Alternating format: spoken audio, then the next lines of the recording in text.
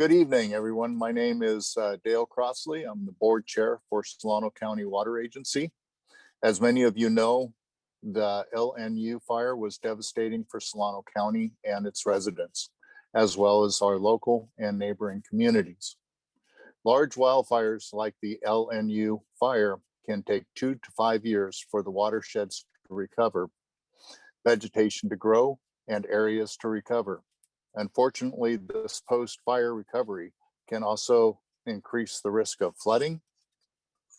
So the goal of tonight's town hall meeting is to help inform both rural and urban residents throughout the county on the flood risks, what's being done, and the resources available. We have 6 local and federal experts lined up tonight to share this information and answer your questions. Tonight's town hall meeting will also be recorded and all of the slides available, posted on our website. We hope this information will be helpful, as we want everyone to be safe and be especially flood prepared. Lastly, I would like to thank all of you in Solano County for taking the time out of your busy schedule to listen and participate in the town hall meeting. Thank you. With that, I will turn it over to Ag Innovations to discuss some of the logistics. Great, thank you, Director Crosley. Hi, everyone. I'm Susanna Sossman, a facilitator at Ag Innovations, and thank you so much for joining tonight. It's a great opportunity this evening to hear from those who you can direct your questions to, who can really help you in guiding the efforts around recovery in Solano County. And I would also like to introduce my co-facilitator, Genevieve Taylor, who's here with us. Hi, everyone. My name's Genevieve. I'm Executive Director at Ag Innovations. It's always an honor to be working here in Solano County on these important issues. And we actually wanted to get started with a poll tonight. So I'm going to open up a poll. We'd like to know where you're coming from. So in 1 second, you should see, for those of you who can, a poll. So it's asking questions like, are you a member of the general public or with a government agency? What topics are you hoping to learn more about during the event? And we'd love to hear from you. Great. So it looks like we have a couple of people from the public. We have several from the public agency, from public agencies, and we have a couple from other places. And it looks like there's a strong interest in flood-ready resources, fire recovery resources, and then updates from, there's at least one person who's interested in updates from the various Solano agencies. So I think you'll get that here. So that's great. So it sounds like we are on track with what we're looking for tonight. And I have a feeling there'll be others that are joining us as we move forward. So thanks, everyone. Please, we're so glad to have you here. And Susanna, I think you'll let me know when you're ready for the next slide. Great, you can go ahead and advance it. And you've already learned how to use a poll, so well done. The webinar technology is pretty simple. Tonight, we're just going to be using Q&A to really keep the questions flowing. So at the bottom of your screen, or perhaps at the top, depending on what kind of a device you're using, you'll see a Q&A icon, and you just click on that. And you can send us questions throughout the evening, and we'll do our best to answer as many of them as possible. So you can advance to the next slide.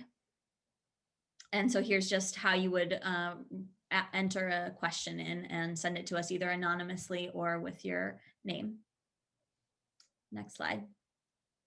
So our goals for tonight are pretty simple, really, to provide you with the important information you need to know about wildfire recovery, specifically in terms of flood mitigation and water quality within Solano County. And you'll hear from a number of different key agencies on wildfire efforts, recovery efforts, and also get some great resources on action you can take and alerts and information about recovery and flood mitigation. And then finally, it's a venue for you to really be able to direct your questions to those who can help you in this effort. Next slide. So we'll have 6 presentations from a number of different agencies: Solano County Water Agency, Solano County, the City of Vacaville, the Solano Resource Conservation District, USDA Natural Resources Conservation District, and FEMA and the National Flood Insurance Program. And each of them will be talking about a slightly different aspect of flood preparedness and wildfire recovery.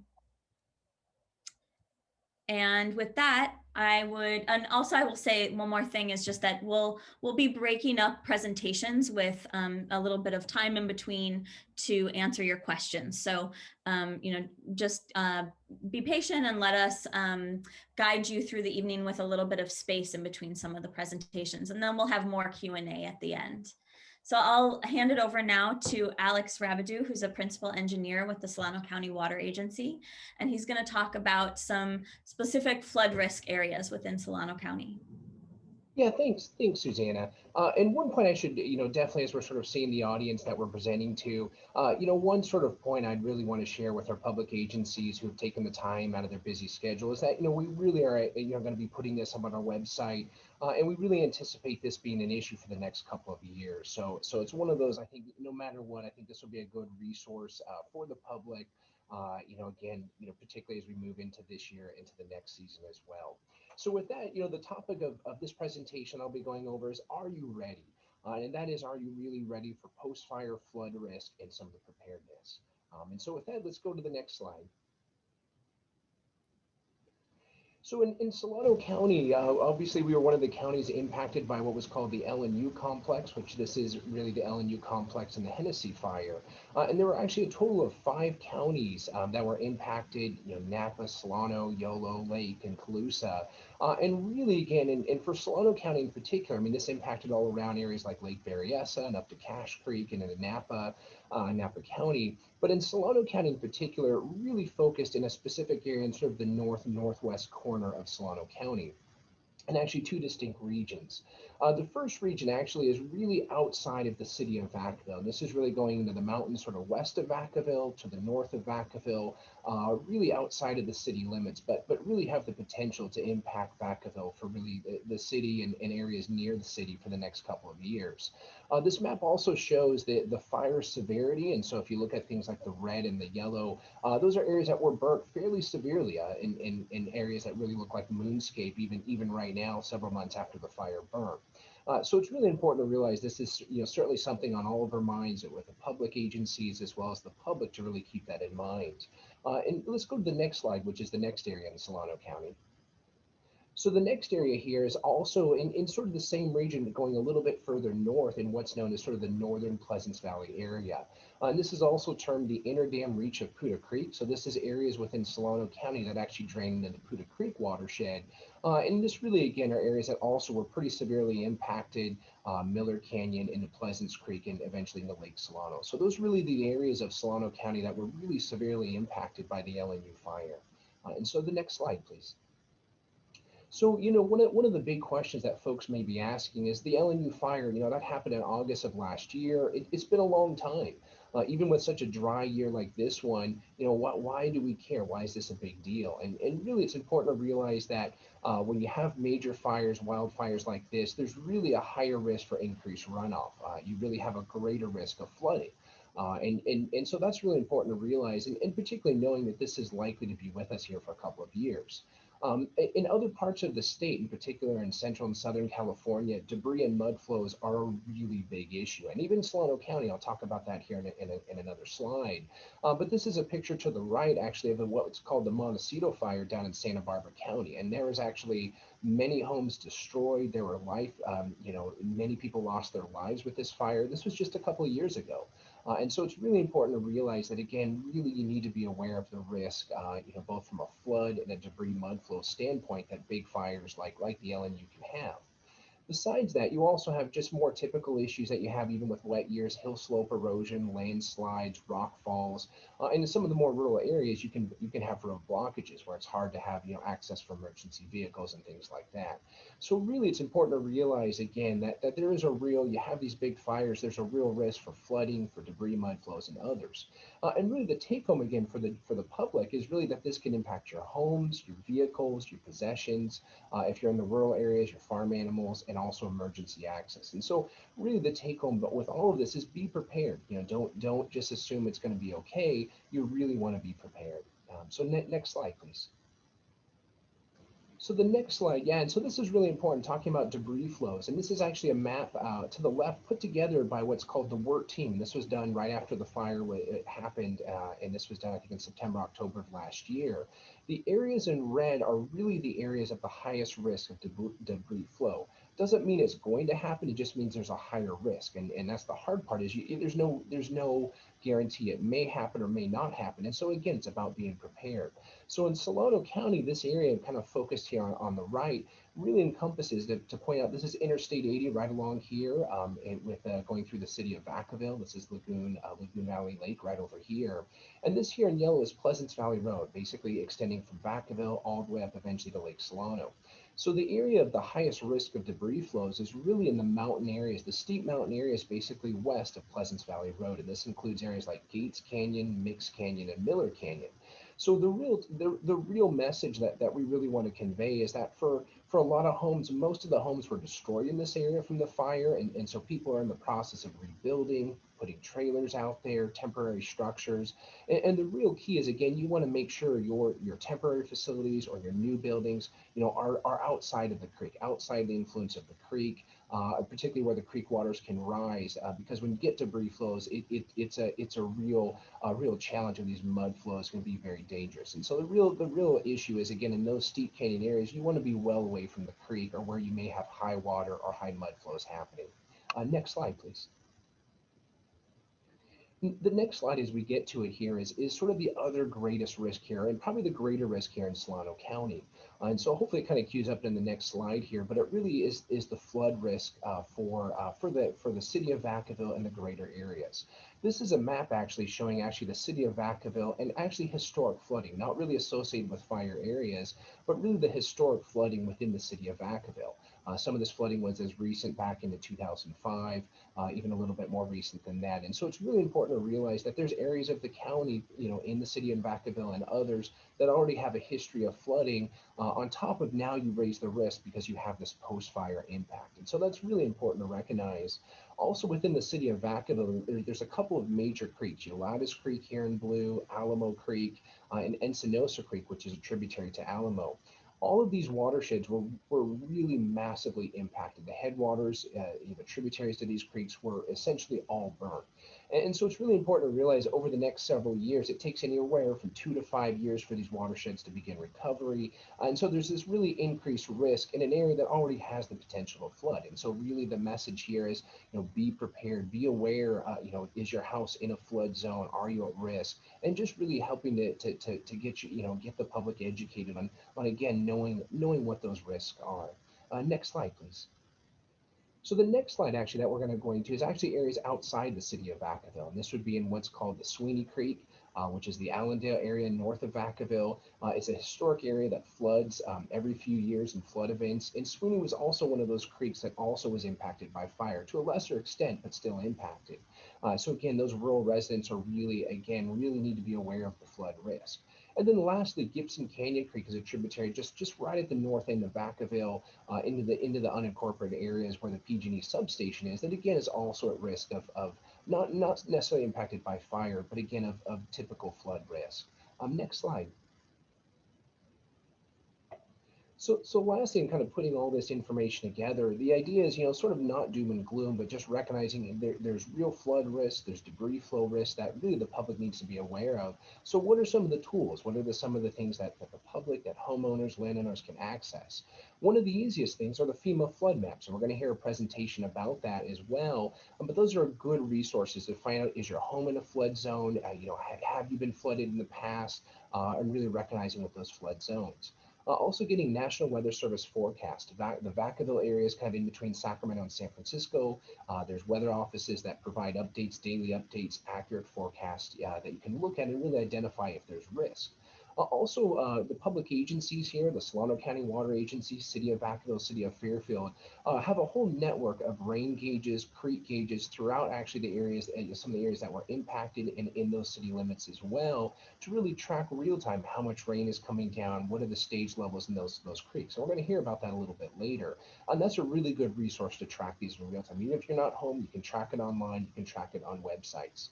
Another really good resource is our agency partnered with the Solano Resource Conservation on a ready for the flood manual specific to Solano County. So this is a really good resource for homeowners, new people to the area to really learn about a little bit more about flood risk. Also, Alert Solano, and this is something again for Solano OES, is a really good resource again to sign up for. Even if you're married, you can sign up individually. It's certainly recommended by OES to sign up, get your cell phones in that system. So again, notifications can be sent out. So I'm kind of wrapping things up here, and I won't go through this. These are a bunch of links that we're going to be posting this on our website that can, again, be a really good resource for folks to access and really get additional information. So with that, that kind of concludes sort of the presentation, and I don't know if we have a few, maybe a minute or two for some questions, but I'll leave that over to Susanna.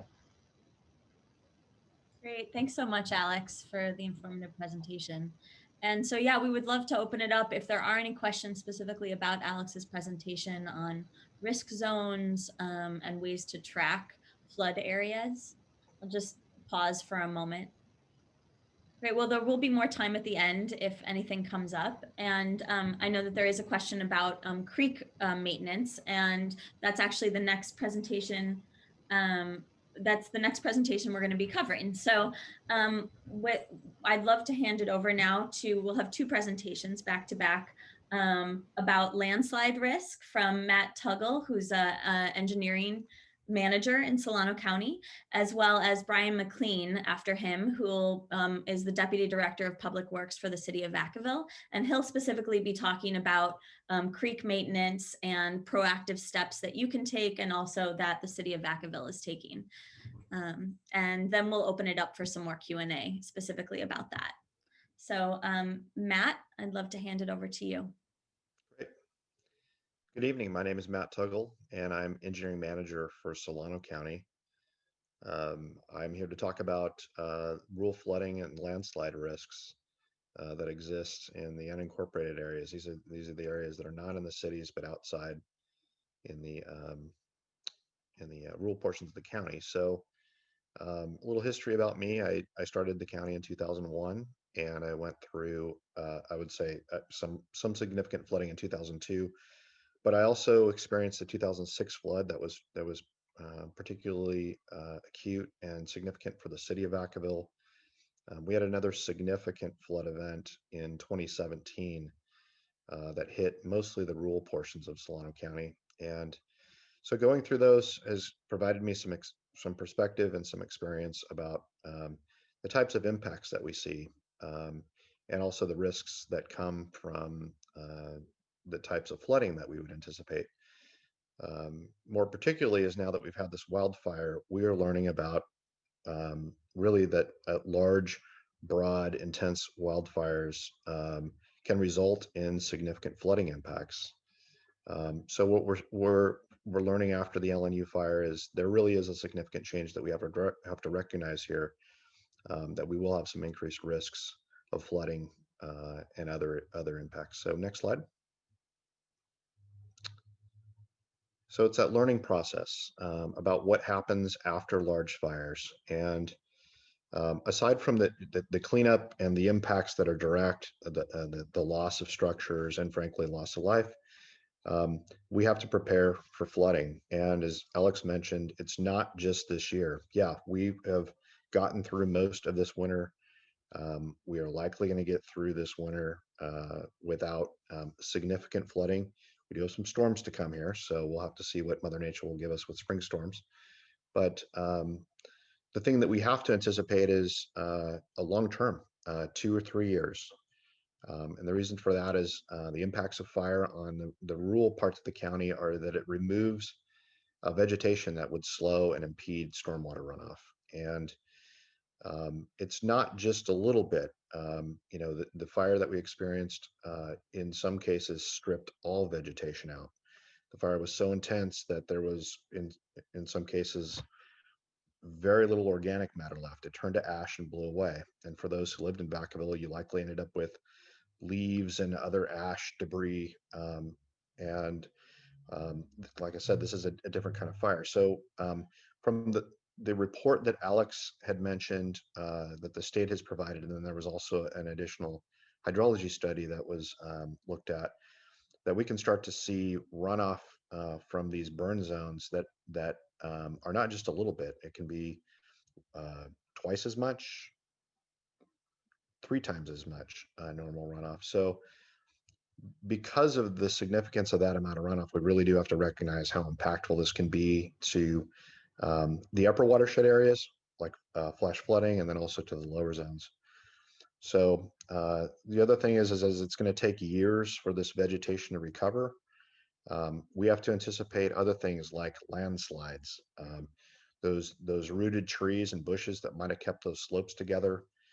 Now that they're dead or they're dying, the root systems are dying, those things will start to come apart, and we might see other impacts from that. So we're going to be in this for a few years, and this is one of the reasons why we're here to talk to you about it, because we have to anticipate that we have risks next winter and the winter beyond that. Next slide. So the primary risks and hazards that we would anticipate, we have debris flow and flash flooding in the upper watersheds. And I'll talk about that. And I have some example photos of the things that we might see where we have significant erosion and also kind of woody debris that burnt material will make its way down the system and create debris blockages. We have increased risk of flooding in the lower watersheds, and that's why the city of Vacaville is a part of this discussion. I think sometimes people will think that flooding happens out in the rural portions of the county. It's just kind of what happens out in the country. But the reality is what happens in the upper watersheds can then impact the lower watershed, where we have flooding into the floodplain. We can anticipate slips, landslides, and mudslides in sloped areas and along roads. That is true in any history of flooding that we would normally have. However, in burn zones, it's likely to be exacerbated because there's no vegetation to hold the earth together. And lastly, the rockfall hazards, which are those large, Alex had a great slide showing that these mudslides control these or can contain these large rocks. We do have those come down on the roads from time to time, and I've got a couple pictures of that. Next slide. So slides and rockfall. These are pictures of things that we typically see in either flood events or long duration storm events. If we have 3 or 4 days of rain, then we end up with slides down on the road, and then the rocks that also come down onto the road. Those create hazards. They certainly block the roads, and they take time to clean up. So oftentimes those will create a road closure for us until we can get it cleaned up. Next slide. Slips and erosion, those are downslope events where we end up losing a part of slope. These are particularly troublesome because it's not just a temporary cleanup issue. They'll undermine a whole road foundation. So those road closures can lead to long-term road closures. They may be closed for weeks or months, and in the worst case, a year. And all of that eroded material goes down to the creeks and creates more debris flows and blockages. Next slide. So those debris flows and blockages, for those who might remember, 2017, we had a mass of woody debris come down, and it log jammed up against the I-80 structure near the truck scales. It ended up flooding 5 lanes out of the 6 on I-80, and it created a massive regional traffic jam. Those are the things that could happen because there's all that burnt wood debris that might come down through the system over the next year or two. And so those are the things that we as engineers are going to have to keep our eyes open on at our structures and make sure that we do our best to try to keep those things clean. Next slide. So cleanup and recovery, those who live in the unincorporated portions of the county have seen that we've been doing work to try to get, number one, blown straw out on the road shoulders, and also doing some kind of general blown straw actually out in the private areas. There's going to be some other agencies discussing about their recovery efforts in those, but specific to the roads, we had to remove quite a few burn trees, trying to get some erosion controls back in place. And then also in some of the areas, you're also seeing some of the debris cleanup areas related to the private properties that were immediately adjacent to roads. Next slide. So storm safety for rural areas, these are the key issues to remember. And this is more about life safety issues for those who live in the unincorporated area. When these events happen, we're likely going to have delayed services, emergency services. So if you get an evacuation order, please follow it. Roads may become impassable later. Don't drive through flooded roads because you may end up inundated. There was an earlier slide that showed sometimes folks will think that they can drive through water. A car will become flooded. The computer could shut down. Your car will shut down and you can get stuck in flood water. Stay away from down power lines and electrical wires to avoid electrocution. And don't try to swim to safety. We've all seen, I'm sure, videos, news footage of those who tried to make it across something. Look for high ground, and that's particularly true in the rural areas. Next slide. So for resources, our office, Solano County's Office of Emergency Services, has quite a bit of information for residents, particularly those that live in rural areas. So you can go to our website and look for Storm Ready. You'll find resources there and links. It's loaded with information. Next slide. We also have a link for Alert Solano. And if you haven't gotten it, you should. What it will do is if Office of Emergency Services decides to send out an emergency alert, you'll sign your phone up and it will actually come through as a text. It's a great way to get really up-to-date information and get it quicker than any other way. So highly recommend anyone in the county, doesn't matter, cities or county, go ahead and register and get that information when you need it. With that, that concludes my presentation. Thanks, Great. Matt. There you go, Brian. Great. Good evening, everyone.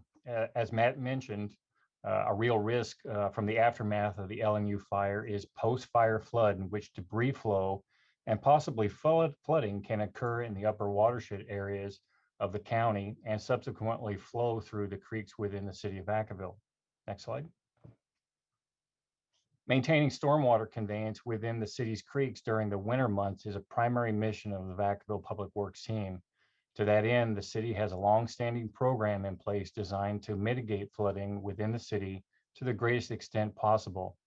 Our annual creek clearing program begins in October, where our public works crews perform the annual walk of the 26 miles of creek channel within Vacaville. During this period, public works staff check storm drain outfalls to ensure they are unobstructed and remove debris lying in the flow channel of the creek that could possibly back up and cause localized flooding. To aid in the monitoring of our creeks and the level of stormwater flowing within those channels, in 2006, the city installed several electronic creek monitoring gauges. Today, we have a total of 6 creek monitors that the public can access via the website grabdata.com/vacamap. And we'll make sure that that link is in the chat as well. These electronic monitors read the creek level, which is reflected in the blue line you can see in the graph here on the right. Additionally, the graphs are displayed in a color-banded color coding system, which represent the creek capacity guidance levels. Green for normal, yellow for advisory, orange for warning, and red for critical, meaning the creek is likely to top its banks. In events where weather forecasts predict rainfall levels, which would impact our creeks and their current flow levels, the city takes proactive measures long before the brunt of the storm is on us.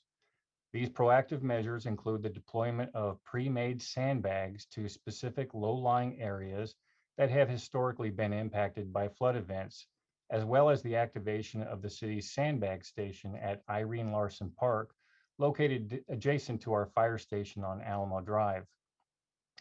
When the sandbag stations are activated, sand and bags are offered to Vacaville residents, 10 bags per person, and bring your own shovel. During the storm event, our storm patrol program goes into full swing and staff fan out across the city's 12 designated zones. Staff within each of these zones monitor their various hotspots to ensure storm water conveyance is occurring properly, as well as work to ensure the safety of the public by responding to issues impacting the public right-of-way, such as trees falling down into the creeks or trees laying over into the roadway.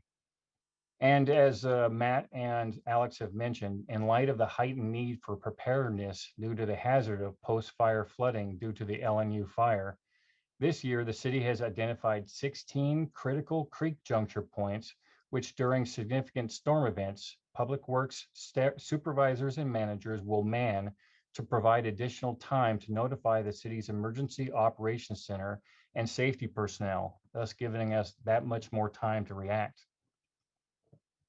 Finally, I'd like to wrap up by saying, if you see it, report it.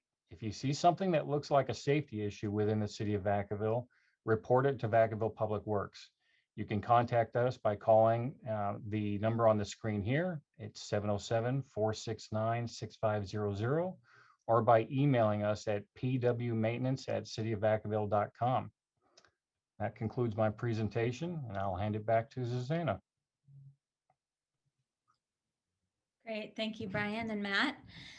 So we'll take a moment to answer a couple questions that have come in, specifically about creek maintenance. There's actually a question about how frequently the creeks are maintained and cleaned out, and as well as who's responsible for doing that cleanup, specifically around debris or trash, and if potentially there might be some delays given COVID this year. But if you wouldn't mind answering that a little bit, Brian, that would be great, around frequency of cleanup and who's responsible for it. Absolutely. So we start our cleanup in October, as I mentioned before. That's based on trying to prepare for the winter season that's upcoming, but also working within the parameters of our California Department of Fish and Wildlife routine maintenance agreement, which allows a certain amount of time within the creek to perform these kind of cleanup operations. So we start in October. It's an annual process. And I see in the chat, there's a couple comments about some debris. Again, going back to my last slide, if you see it, report it. We invariably will clean up a segment of the creek, and a few days later or a week later, somebody drops a mattress in it, or there's a cart in it. We would appreciate the opportunity to go out there and take a look and make sure that investigate the site and ensure it's cleaned up properly. We rely on the public just as much as any method to be able to identify where we have an issue in the creek. There's 26 miles of it, and that any extra eyes that we have on it, again, we would love to hear from the public. Just give us a call or shoot us an email, and we'll go out there and take a look. Great, thank you, Brian. And yeah, we have the information up here, either by email or phone. So before we move on, are there any other questions for Matt or Brian right now? Okay, well, we'll have more time at the end as well for open Q&A. But to keep it moving, I would love to hand it over now for a couple more presentations. One from Chris Rose, who's the Executive Director of the Solano Resource Conservation District. And he'll be talking a little bit more about stream maintenance and also just general fire safe preparedness. And then Liz Colby from the USDA Natural Resource Conservation Service is going to talk about USDA's programs to winterize your property. So I'll hand it over now to Chris. Thanks for the introduction. Again, my name is Chris Rose. I'm the Executive Director for the Solano Resource Conservation District. Generally, our role and our focuses are on mostly habitat restoration, invasive removal, and education programs across the county. But we also have formed relationships with the cities, the water agency, and others in the county to do other resource and address other resource concerns, one of which, or two of which now, are fire recovery and flood protection. Okay, one of the main roles that we had during this last period, the fires, LNU fires, was basically connecting a lot of landowners to resources. And this came in the form of doing over 50 site visits after creating a list with our partners from NRCS. And basically, how do we get as much information out there and get people connected to resources? And this is just a shot of our website. One of our programs that I had mentioned earlier is the flood awareness program that we have with SCWA, Solano County Water Agency. And the focus of this program is to mostly answer flood calls from people throughout the county and actually go out there and meet with them. A large part of what Solano RCD does is meet with landowners out on the ground and essentially hear their first concerns and then connect people. Under this flood program, we actually will do site visits and hook you up with the correct agency that then can take it from there, or possibly address it through the small grant program through SCWA. So a little bit more on changing focus here to after the fire, before the flood, or right now this time of year is kind of during that time of year. One of the biggest things, the biggest questions that we had when going out is, what do I do to my land now that it looks like that picture? And often the biggest knee-jerk reaction, the first reaction, was to clear properties completely. And so we would go out and urge and talk to people, look at their trees, look at their landscape. And a lot of situations, basically doing nothing for this period is probably the best thing. Because a lot of those trees that look burnt, that look damaged, that look like they're going down are actually going to come back, and to give it till spring or this summer. And in some cases, even next year before you make a decision on whether to cut them down. Now, this doesn't go for problem trees or trees that are leaning over a house if it still exists, or can cause damage. And that I would get an arborist to come out and take a look at it. So more on creek management. Another call, we have answered many calls with landowners, mostly on Pleasance Creek, but also a few tributaries, about debris that is going into the creek. Now, Brian and Matt had talked earlier about essentially their purviews as far as on city properties or on roads. Solano RCD is operating most in unincorporated areas outside of the city. So if you have a property that backs up to a stream that has an easement that is controlled by the city, or it's right off of a county road, that's probably your first call. Other than that, you're going to give us a call at the Solano RCD. We'll come out and visit and talk to you about the vegetation, flood issues, trees, and then hook you up, hopefully, with a resource that will help you out. But on private properties, basically on your property, it is your responsibility to actually clear debris from the creek. And we like to focus on specific areas such as bridges and culverts and those type areas where actual blockage and issues are going to arise. Now, it's a tough thing because we're telling you at one point to clear debris, and to get after it at the same time, you need to avoid using heavy equipment in the creek that's where you're gonna need a permit or the okay from a permitting agency to actually do that. Next slide. So, like I just said, in the absence of a maintenance easement from the public agencies, public landowners are responsible for clearing the creek and maintaining flow of water.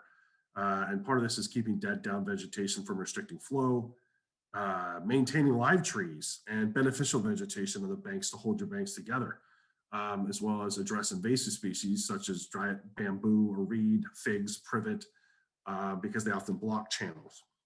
And then also prevent stream bank erosion through making sure that these species aren't blocking, causing eddies and that sort of thing. There are also, at the bottom area listed, there are some insurance policies that people have that can actually help assist with these costs in maintaining after a natural disaster.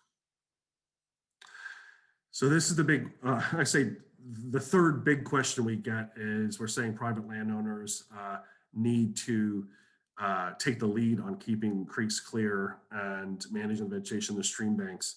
At the same time, if doing this maintenance could cause any negative impact on wildlife, water quality, there needs to be either one or more permits from Department of Fish and Game or Fish and Wildlife, Regional Water Board, or the Army Corps. Generally speaking, if your work involves heavy equipment, herbicides, work on native trees, moving wood or soil from the stream, any kind of heavy work, you're going to need a permit. And this is where we help a lot of landowners out assessing what kind of permit or what direction to go, because I wouldn't know what to do if I wasn't in this business and I was out and I had a stream on the back of my property, I wanted to get in there and do some good. So give us a call. We can point you in the right direction. So future planning. So something that's been missing, I think, from the region is regional planning efforts. There is a fire safe council in Green Valley. Essentially, fire safe councils are grassroots community-led organizations that mobilize residents to protect our homes, communities, environments from catastrophic fire. The idea is that people are getting on and organizing things like alarm systems, locally alarm systems, egress, regress, basically chipping programs, that kind of stuff on the local level. We're planning on trying to get a Solano County-wide, fire safe council in which either the county or the RCD would be the hub to help organize small subgroups throughout the county to help address fire issues. And a community wildfire protection plan is the next part of that process, which is essentially prioritizing areas in which you're going to do this, coming up with a plan that identifies the area where you want to focus your efforts. So we're working in tandem with YOLO RCD and the county and other partners to get this going. And I believe it's much needed. So you'll be getting calls if you want to be involved in that process. Good evening, everyone. My name is Liz Colby. I was the field office engineer in Solano County for about 8 years. I've recently transitioned to working only in Napa County. As you've already heard from Chris Rose, NRCS works closely with them to assist the agricultural community, which includes both cropland and forest land that's private. NRCS also partners with Solano RCD to help rural residential and the urban community in the post-fire environment with any watershed recovery concerns. Additionally, NRCS works with our sister agency, Farm Service Agency, to help administer their post-disaster program, the Emergency Conservation Program, ECP, which I will talk about later. Next slide. NRCS developed a matrix, this matrix here, to help landowners and land managers figure out which agency to call first post-fire, depending on which concern you wanted to address at that point. NRCS and Solano RCD continue to provide those on-site assessments that Chris discussed about the burned properties and making suggestions for winterizing the property. We do not make any recommendations about burned structures, however. These cleanup efforts are done through the county as shown in the gray boxes. So you've called or put a request into NRCS or the RCD for a site visit, and someone has come out and they've recommended some work, for instance, forest thinning. Now what do you do? Is there financial assistance to help with some of this recommended work? And there is. NRCS has a program that some of you may have heard of called the Environmental Quality Incentives Program, or EQIP for short. EQIP provides some financial incentives to complete what we call environmentally beneficial work, such as thinning on forest land. So what do I mean by environmentally beneficial? In the context of the post-fire recovery, projects such as that address issues such as soil erosion protection, or minimizing noxious and invasive weeds, or protecting water quality, or reducing fire hazard for future fires from excess vegetation buildup, or restoring infrastructure, for instance, for livestock for a grazing management system, or restoring for a cropland irrigation system or something that may have been destroyed. So EQIP is a USDA Farm Bill funded program. It is a competitive program, but we are accepting applications now for those who are interested and eligible. Two other programs that are available through the USDA are the Conservation Stewardship Program, CSP, which is more geared towards getting credit for all of the good work that's already being done on the land. And our sister agency, FSA's program that I mentioned earlier, the Emergency Conservation Program. Unfortunately, the deadline for applying for work through ECP for the LNU fire passed earlier this week, but it is a good thing to keep in mind for infrastructure replacement in future disasters. I hope this very brief introduction into what NRCS can offer in the post-fire landscape is helpful. Please contact the Vacaville Field Office if you have any questions, or I can take them now. Thanks. Great, thanks so much, Liz, and thanks, Chris, as well. Are there any questions for Chris or Liz about assistance or creek maintenance in unincorporated areas of Solano County?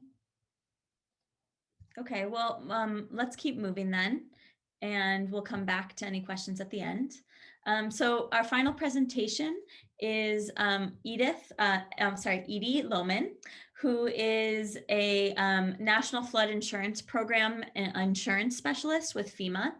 And she's gonna come on to talk about FEMA resources with wildfire recovery. Thank you, Susanna, and good evening, everyone. My name is Edie Lohman, and I'm the FEMA Region 9 National Flood Insurance Program insurance specialist. And that's kind of a mouthful, but all that means is I'm a specialist in flood insurance. So I appreciate the opportunity to be here tonight and appreciate the time that you're taking away this evening to learn some of this important information. And you know, there's a lot that's already been shared about what I call the double disaster, which is what I titled this presentation, because first we have the wildfire, and then we have to worry about the potential of the increased risk of flooding. So that's why it gets the name the double disaster. So I want to talk about flood insurance for the next few minutes. But before we do that, I have a short video clip that actually says more and shows you more than I could ever do in a little over a minute. So if we could roll that videotape, that would be great. It came in fast, it moved with the wind. It absolutely devastated the area and jumped from home to home, in some cases jumping several homes, leaving some intact while other ones burned. After a wildfire, it takes many years for a watershed to recover, for all the vegetation to regrow, and for the roots to hold the soil in place, etc. So until that watershed recovers, there's going to be an increased risk of flooding and of debris flow. You may not be in the burn area itself, but your property could be in a high hazard area. You may not be next to a creek, but the same thing, you could be in a high hazard area. The debris flow that occurred in Montecito was a tragic event, and this combination of burned watershed from the Thomas fire, which completely denuded the mountains and exposed all the soil and rock to this very intense rainstorm. The rainstorm created debris flow. It had drastic and tragic consequences on the Montecito community. People lost everything. Everything that was on the first floor got swept out to your neighbor's house. There could be a lot of heartache, a lot of loss, and items that can never be replaced. A little bit of water can do a lot of damage. Flood insurance is a very important part of being prepared. It is tough living in a geologically threatening environment. It is tough, but it can make you stronger and it can make you more tightly knit as a community.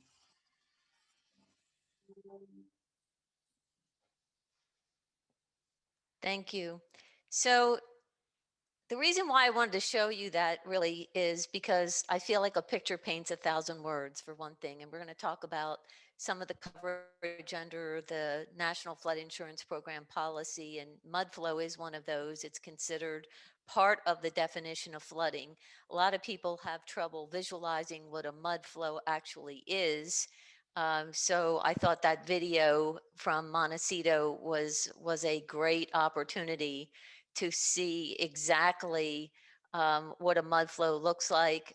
You saw that Volkswagen, that little Volkswagen coming down the roadside. And I think the one thing with the flooding that I really want to reiterate, and I heard Alex say this, is, this happens fast. This happens very fast. And so there's not a lot of time to react. It's not like a hurricane where we can warn people days in advance that the flood is coming. It's a flash flood and it comes up on you quickly. I had the experience, or have had the experience, of going after the fact to a lot of flooding events. When I'm not doing this, I'm deployed to all different types of events. I've been deployed to flooding events. I was deployed to the Montecito event, and it's a disaster. It is a real disaster. We have people, of course, that have lost their homes. Worse than that, we have lost lives. Then we have to worry about flooding coming in. And, frankly, flooding is oftentimes the last thing that's on people's mind when there's a wildfire, and thus the reason why Solano County is having this um, session tonight to do education and outreach to make people aware that we don't need a lot of water for a flash flood or mud flow to happen. We don't need much water at all. In fact, the storms that came in January, I about mid-January or towards the end of January, were a real threat. And the rest of us over at FEMA were on high alert, working with our other federal and state and local partners for that very reason, because it's just a little tiny bit of water that can create this huge mess. So what do you do? Well, the best protection is to have flood insurance, bottom line. You can purchase flood insurance through your local insurance agent. The National Flood Insurance Program offers flood insurance. There's also private carriers out there that offer flood insurance, but it starts with taking action and talking to your insurance agent and doing that ahead of time, not waiting until the weather forecast shows that it's going to rain tomorrow, because most policies have a waiting period. And so you want to make sure that you have ample time to get that policy in place, whether it's with the National Flood Insurance Program or private carrier. So with the National Flood Insurance Program, um, if you do not have an insurance agent that you can purchase your flood insurance through, we do have an agent locator toll-free number. That's the 1-877 number that you see on your screen. We also have a website called floodsmart.gov where you can go and you can type in your address and it will bring up a list of agents who are actively writing flood insurance. So that would be step number one. Go to your agent. Um, let's go to the next slide if we could. When you do go to your insurance agent, you want to ask the agent specifically about what's called a preferred risk policy, or what we call in the insurance world as a PRP, which stands for preferred risk policy. It is a way to protect your property for a relatively inexpensive cost. There are 9 coverage combinations that property owners can choose from, and the preferred risk policy, the reason that I like that policy is because it bundles building coverage and contents coverage together for one flat price. And so there are 9 coverage combinations. Out the door, the premiums range from about $265 to $650 a year annually, depending on the amount of coverage that you're interested in. But believe me, it's a small amount of money to invest if you are in one of these areas where just a little bit of rain could cause a lot of flooding or a mud flow. So be sure to talk to your agent. If you purchase flood insurance through the National Flood Insurance Program, we offer up to a maximum of $250,000 of building coverage and up to $100,000 of coverage for contents, including residential condominium units. And then for commercial buildings, we offer up to 500,000 on the building, up to 500,000 on contents. Now, you may be able to purchase coverage. In fact, you can purchase coverage in excess of that on the private market, but these are the statutory limits that Congress has put in place for purchasing flood insurance under the NFIP, or the National Flood Insurance Program. Next slide. And as I mentioned, there are waiting periods before most of these policies go into effect, and the National Flood Insurance Program policy is no exception. There's a 30-day waiting period before that policy goes effective. So you want to make sure that you talk to your agent early. Be aware that we can have rainstorms anytime. We're seeing the severity of the flooding increase and the frequency of flooding increase. We're seeing different weather patterns that we have seen in the past. So as much as I'd like to tell you that, well, our rainy season is only between the end of October and sometime in April, not necessarily the case anymore. We no longer have a wildfire season either. We're now watching fires that are happening over in Arizona right now at FEMA Region 9. So be aware that these policies do have waiting periods. You need to talk to your insurance agent ahead of time. If you have questions about the National Flood Insurance Program, or you need information, we have a toll-free number that you can call. You can also email a specialist at the numbers that you see on the screen. Next slide. So before we leave the topic of flood insurance, really a lot of people will ask the question, and it's a valid, important question, is, what does it cover? The National Flood Insurance Program policy covers your building, and if you purchase contents coverage in the case of the preferred risk policy, it's your contents coverage is bundled with your building coverage. And so you have both of those coverages together. Coverage is available for residential buildings, commercial buildings, for our renters. So you want to talk to your insurance agent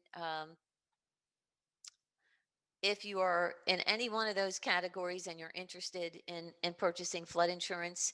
I think one of the things I run across the most is that people have an idea that when there's a disaster, there will be federal disaster assistance available. And thank goodness that we do have it, but it's not always available because the event may not meet that criteria to make it a federally declared disaster.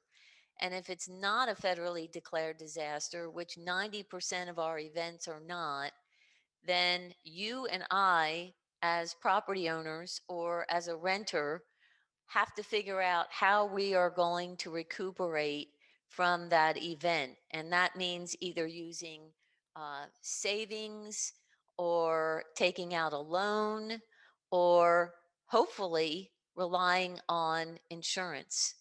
And in this case, specifically flood insurance, because your standard homeowner's policy and your standard renter's policy will generally not cover you for a flooding event. And with that, I will turn it back over to Susanna. Thank you so much. Thank you so much, Edie, for that informative presentation. really important information there about preparing and preparing with insurance. So now you can see up here a slide that has sort of a summary of the different resources that our presenters have shared with us tonight. So the first one is really what was covered around Solano County, and you can see a little screenshot there of the alert, there's the flood preparedness, which is the guide ready for the flood. And then also the alert sign up for the emergency alert system, which is part of the Solano County website system. And then, as Edie just explained, both about the service area for FEMA and the Insurance Help Center. So that information is there, and you can contact them online or through email or phone. And then there's even more of a storm ready website on the Solano County website there that Matt talked about. And Alex also discussed a few, and as did Brian, a few of the monitoring stations that are set up to gauge creek levels. And then finally, resources from NRCS and the Solano Resource Conservation District. And they also talked a little bit about kind of how to approach land maintenance and creek maintenance if you're in unincorporated areas outside of the city of Vacaville.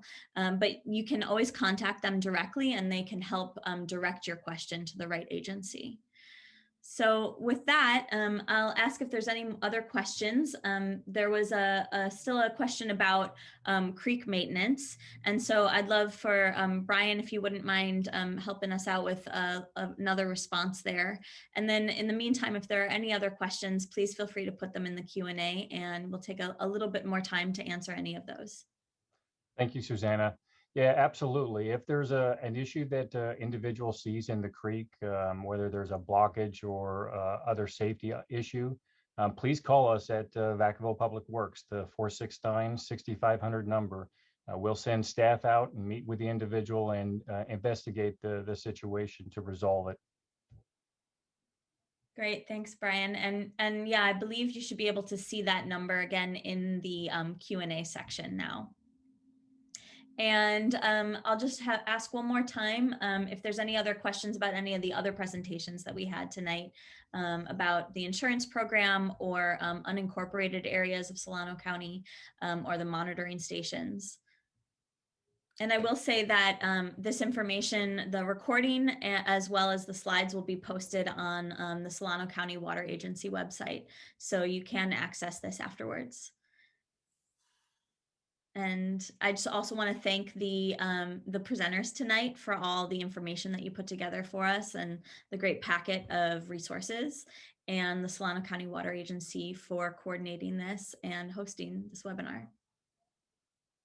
Alex, is there any thoughts, or anyone have any final thoughts that you want to share before we sign off?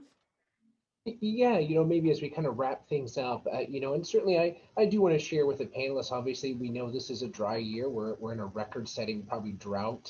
So again, a challenging year. But I think, as Matt and others said, we're in this for a couple of years, and we went through this back in 2014, one of the driest years on record, followed by a few years later, one of the wettest years on record. And I'm glad we're not in that position right now this year, but we don't know what next year brings. And so I really recommend for the public or others that are looking at this or look at this in the future, really look at the links that are provided from the various agencies, from the water agency, the county, the city of Vacaville, as these things will be resources. Again, for the foreseeable future, the FEMA flood insurance, it really highlights the importance that when it's dry, people aren't necessarily super concerned, but it doesn't stay dry forever, and these risks are still here. And so I definitely really encourage folks, really take a look at this, definitely, get up to speed.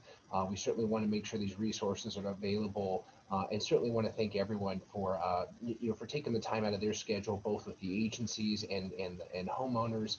Again, that this is really important. So yeah, thank you. That's great. And maybe Alex, just one small follow-up question. When it's really wet one year and really dry the next, or vice versa, I guess it's dry and then wet. What happens then? I mean, one of the biggest challenges in a dry year, you know, we went through this in the mid 2000s, or it's not the mid 2014, 2015. No one cared about flooding. Oh, you know, it was never an issue. People forgot about, you know, there are flood issues in Solano County, and there's some big flood issues. And so again, that goes off of people's minds. And then 2017 came along, and you know, certainly, you know, Matt with the county and Brian others with the city, it was a big deal. People did get flooded. Even going back to 2005, most of us were in our roles or similar roles here in Solano County.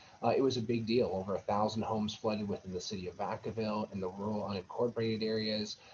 You know, it was pretty tragic. You'd see these things on the 10 o'clock news, and you know, it's hard to imagine that here, being it so dry and the ground is parched. But you know, but that's one year to the next with California weather is how things work. So again, really, I'd encourage again, you know, something again, really people do need to be aware. Again, that these things, you just never know when it might happen, and you want to be prepared as best as you can.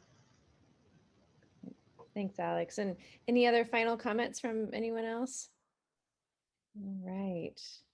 Well, Alex, are you, is there anything, I think we might be closing early. So is there anything else before then? No, I think that's great. I would just say, you know, again, if certainly with Brian, I know you kind of touched on things with the city, but I'd reach out to any of our other partners, you know, to the RCD, county, with Matt with the county, and Brian. Is there anything else you guys want to share before we sort of close out our town hall meeting? Yeah, I do. I guess I just want to reiterate that I know it's tough when there are a lot of agencies, whether it's flooding or whether it's post-fire, who to talk to.